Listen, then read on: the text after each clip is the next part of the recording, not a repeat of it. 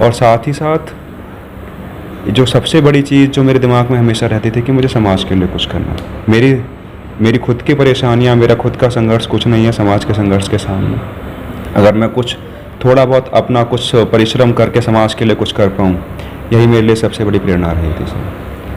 जय हिंद साथियों, news India rights को सब्सक्राइब करें और लाइक करें, शेयर करें। जय भीम, नमो बुद्धाय साथियों। न्यूज़ इंडिया राइट्स जो बहुजन चैनल है, आप इसको ज़्यादा से ज़्यादा लाइक कीजिए, सब्सक्राइब कीजिए, क्योंकि यही। जय भीम साथियों, मेरा अपना मानना है कि जिस समाज के पास अपनी मीडिया नहीं होती वह समाज बेजुबान होता है। तो न्यूज़ इंडिया राइट जैसे चैनल आपके बीच में है और मेरी आपसे गुजारिश है कि आप सभी बहुजन समाज के लोग न्यूज़ इंडिया राइट्स को सब्सक्राइब करें, लाइक करें, शेयर करें और अधिक से अधिक लोगों तक अपनी बात को पहुँचाएँ।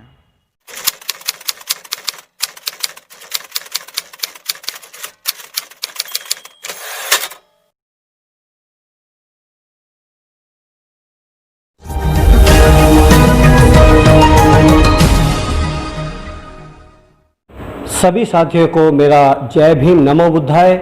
मैं सुशील बोध, न्यूज़ इंडिया राइट्स से, और आज मेरे साथ विनीत कुमार हैं जिन्होंने यूपीएससी सिविल सर्विसेज में 2019 बैच में पास किया है, और जानेंगे इनसे इनके कैरियर के बारे में क्या उतार चढ़ाव रहे। और मैं सबसे पहले विनीत जी को बधाई देना चाहूँगा न्यूज़ इंडिया राइट्स की तरफ से। सर, बहुत बहुत बधाई आपको और स्वागत है आपका न्यूज़ इंडिया राइट्स में। धन्यवाद सर। जी, सबसे पहला सवाल मेरा यही है कि आपने जो सिविल सर्विसेज में पास आउट किया है, इसमें सबसे पहले किसको श्रेय देना चाहेंगे आप? सर, सिविल सर्विसेज में मेरी सफलता का श्रेय कुछ लोगों को, समाज के लोगों को तथा डॉक्टर बाबा अंबेडकर साहब की जो शिक्षाएं हैं उनसे प्रेरित होकर मैंने सिविल सर्विसेज की तैयारी स्टार्ट की। समाज के कुछ लोग हैं जो काम कर रहे हैं समाज को आगे बढ़ाने में। मेरे मित्र हैं जिन्होंने मुझे सिविल सर्विसेज परस्यू करने के लिए मोटिवेट किया, और साथ ही साथ डॉक्टर बाबा साहब अंबेडकर जी की जो शिक्षा हैं, शिक्षित बनो, संगठित रहो, संघर्ष करो, उससे मुझे काफ़ी ज़्यादा प्रेरणा मिली सिविल सर्विसेज की तैयारी करने के लिए। जी, और मैं चाहूँगा कि आप जो है अपना परिचय पूरी तरह से दें। आप सबसे पहले बताइए कि स्थायी रूप से आप कहाँ के रहने वाले हैं? स्थायी रूप से मैं ग्रेटर नोएडा में एक गांव है मिर्ज़ापुर, दनकौर कस्बे के पास, वहाँ का रहने वाला हूँ। मेरा परिवार वहीं से है, संबंधित है, लेकिन पिछले कुछ एक सालों से हम गाजियाबाद में रह रहे हैं सर। जी, परिवार के बारे में बताइए थोड़ा सा, कितने लोग हैं परिवार में और किस तरह से परिवार आपका जो है गांव में जो आपके परिवार ने आपके पूरे परिवार से जो आपको जो है मोटिवेशन मिला, वो किस तरह से? परिवार में मेरी माताश्री हैं, बड़े भाई साहब हैं और 3 सिस्टर्स हैं जिनकी शादी हो चुकी है। परिवार की तरफ से मोटिवेशन एंड सपोर्ट काफ़ी ज़्यादा रहा मुझे तैयारी करते वक्त। जो है मेरे परिवार ने मुझे पूरे तरीके से मेंटली सपोर्ट दिया। कभी ये नहीं कहा कि उनको ये परेशानी आ रही है या कुछ ये नहीं करना चाहिए, कभी उनके दिमाग में कभी कोई डाउट नहीं आया। उन्होंने मेरे ऊपर पूरा विश्वास दिखाया तथा मुझे पूरे तरीके से हर प्रकार से सपोर्ट की है। जी, फादर क्या करते थे आपके? फादर साहब मेरे किसान थे फादर साहब मेरे। जी जी जी जी। तो अभी फादर हैं या? जी नहीं, फादर साहब फिलहाल हमारे साथ नहीं है अभी जो है। और माता जी? माता जी घर पे हैं। जी जी जी। जी, सिंपल हाउस वाइफ। जी हाँ जी। थोड़ा सा अब आपकी जो है आपसे जानना चाहेंगे कि जो आपकी शिक्षा रही, प्रारंभिक शिक्षा रही, वो किस तरह से, कहाँ से रही, शुरुआत हुई और कहाँ पर जाकर ख़त्म हुई?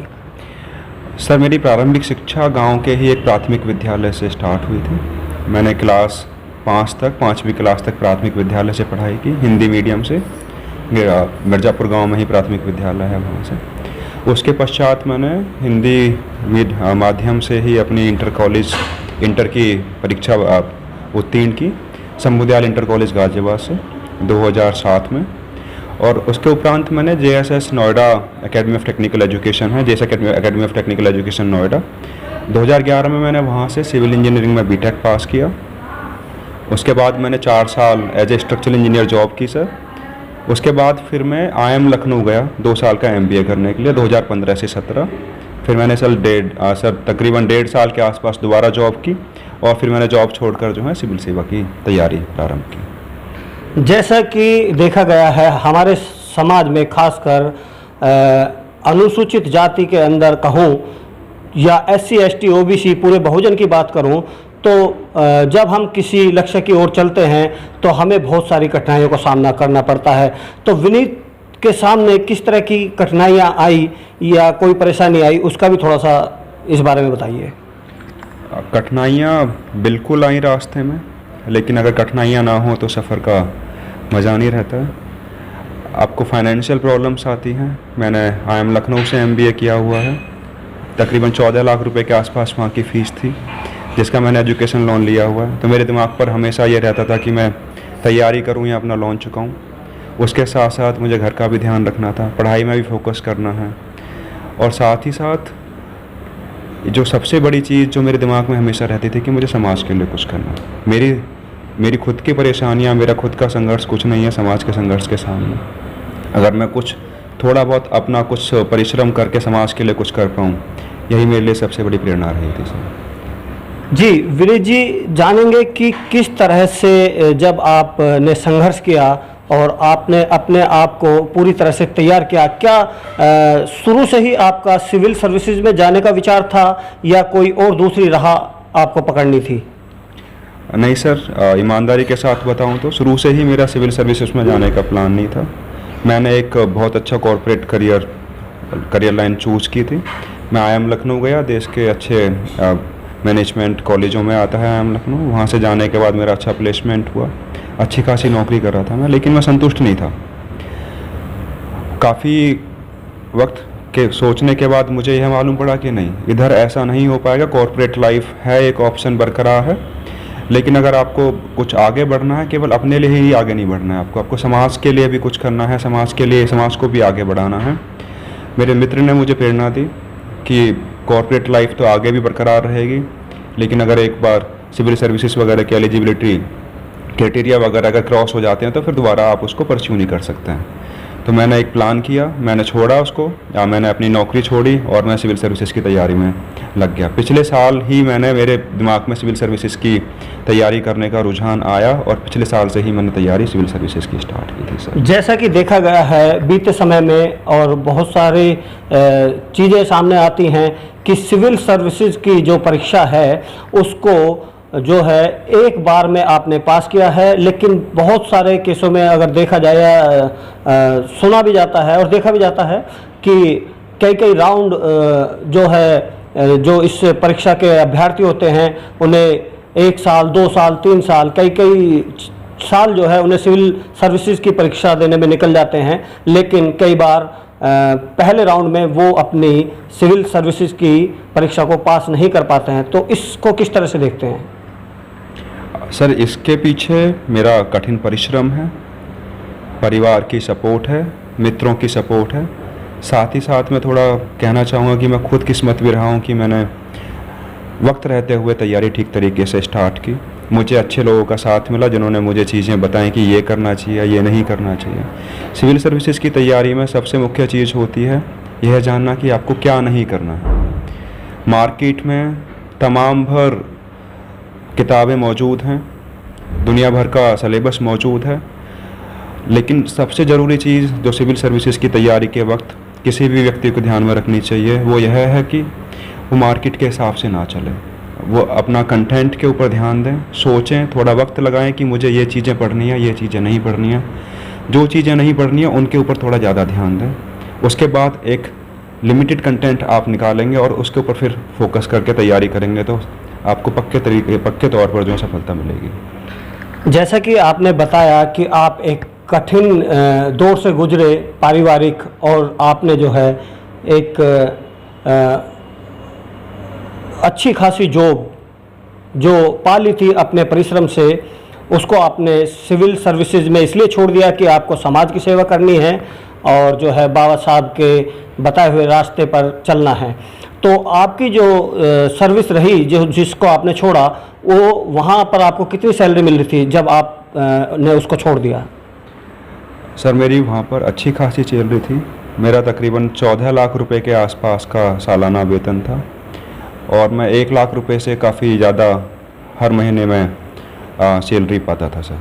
तो कितने साल रहे उस सर्विस में, कितने साल रहे आप?